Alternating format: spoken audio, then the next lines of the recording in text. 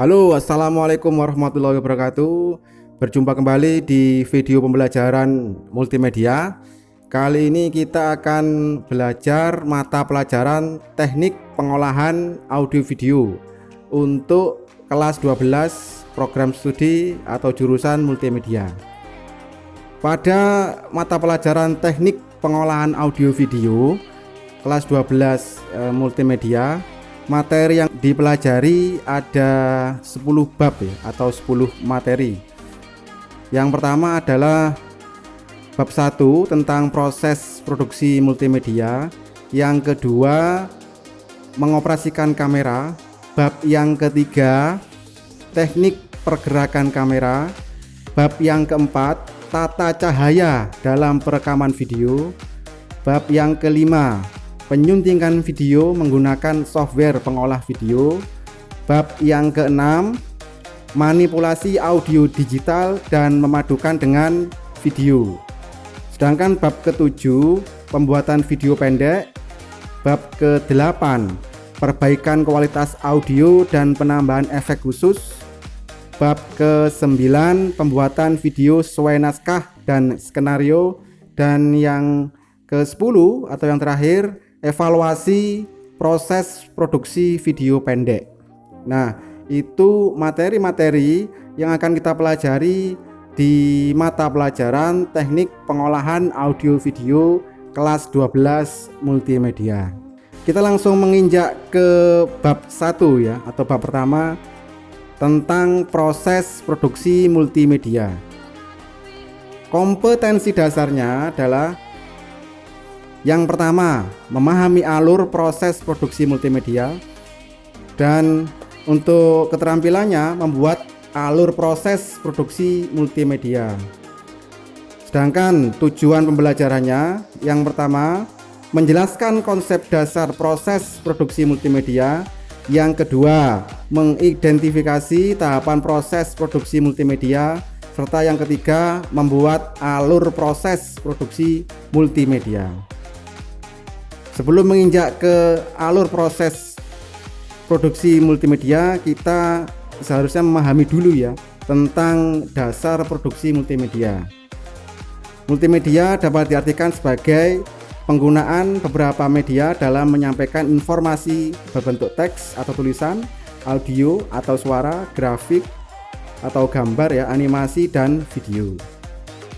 Multimedia juga bisa diartikan dengan penggunaan komputer atau teknologi untuk menyajikan dan menggabungkan teks, suara, gambar, animasi, dan video dengan alat bantu atau tool dan koneksi atau link sehingga pengguna dapat bernavigasi, berinteraksi, berkarya, dan berkomunikasi.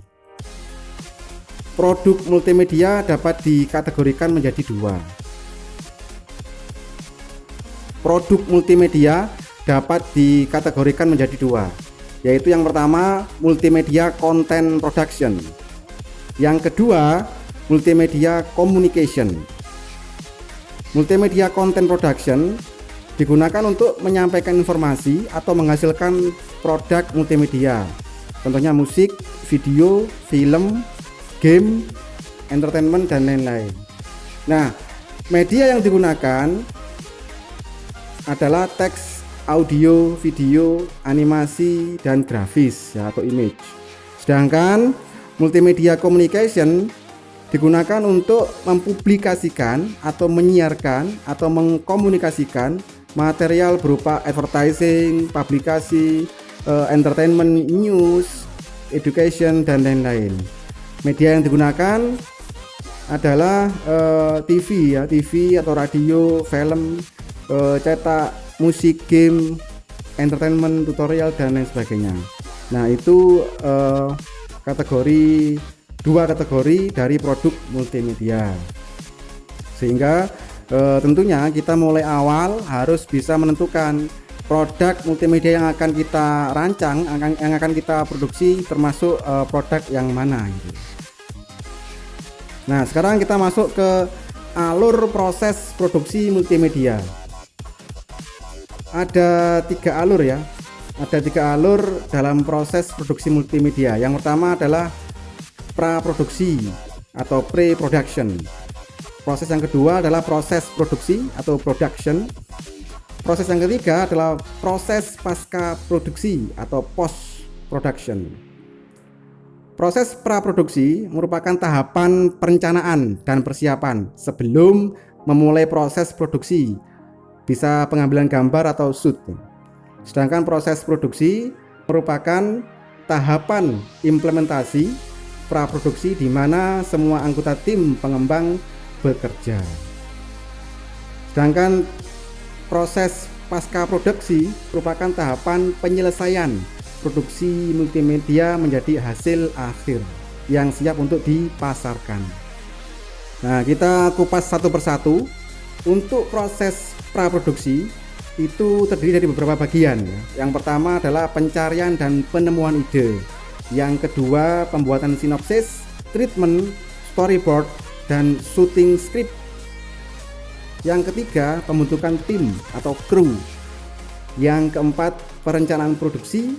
Dan yang kelima, persiapan produksi. Kita mulai dari awal lagi. Kita kupas satu persatu. Untuk pencarian dan penemuan ide, pencarian ide untuk tema produksi dilakukan untuk menemukan tema dari video yang akan dibuat.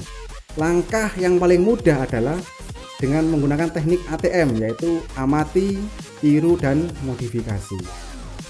Jenis video yang akan diproduksi biasanya berupa video company profile atau video profil perusahaan.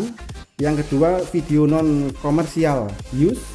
Yang ketiga, video liputan atau video dokumentasi.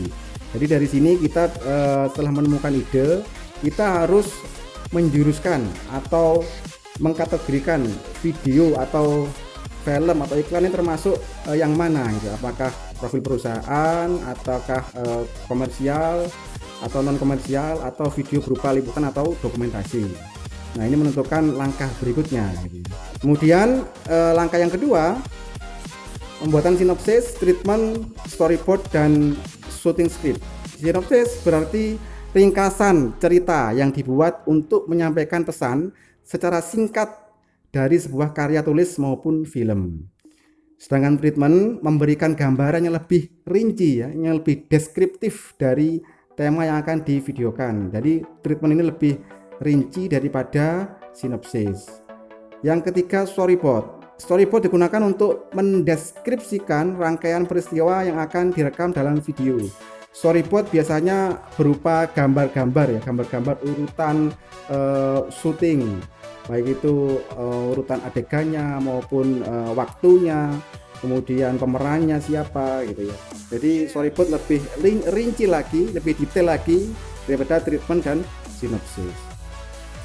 Selanjutnya, shooting script digunakan sebagai panduan produksi di lapangan, biasanya menggunakan bahasa produksi audio visual.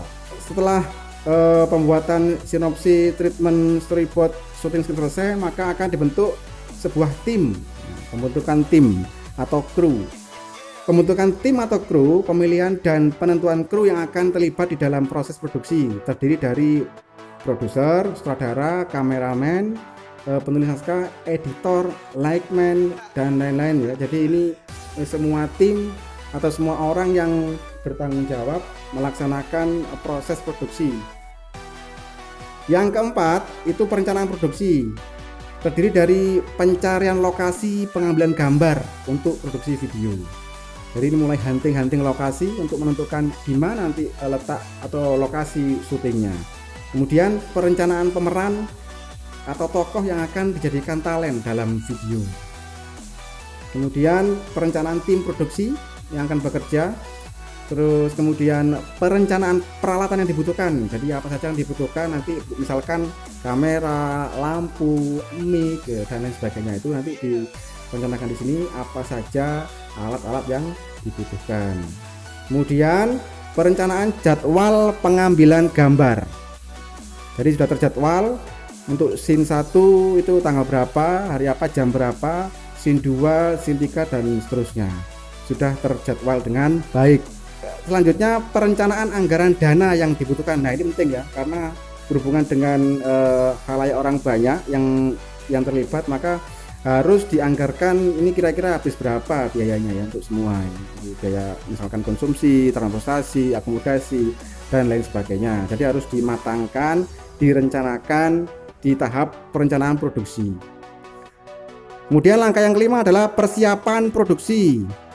Ini berupa survei lokasi. Nah, setelah ditentukan kira-kira di mana lokasinya, maka akan disurvei langsung oleh tim untuk pengambilan gambarnya, disurvei langsung. Kemudian menghubungi talent dan tim produksi.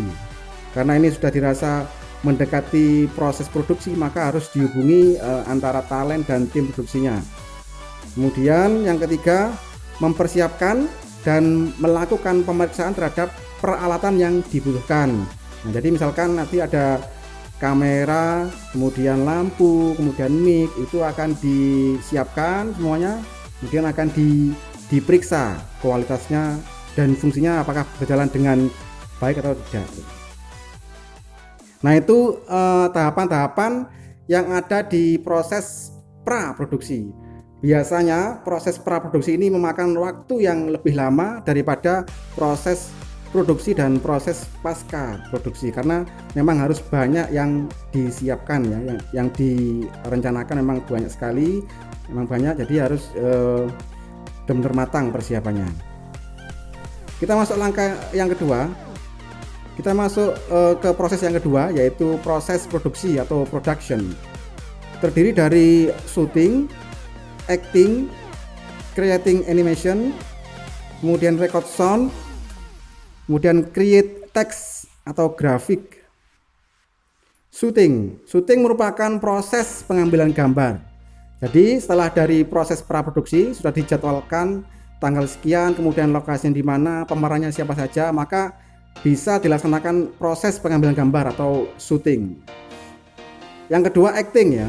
Masing-masing tokoh memerankan bagiannya sesuai dengan naskah yang telah dibuat. Jadi talent ataupun pemeran memerankan bagiannya masing-masing, dan kru juga memerankan tugasnya masing-masing. Misalkan lightman ya bertugas untuk memegang lampu, kemudian sound itu ada bagian masing-masing, kemudian sutradara juga begitu ya. Jadi ya, setiap kru atau tim sudah menjalankan tugas sesuai dengan tugasnya dan fungsinya masing-masing.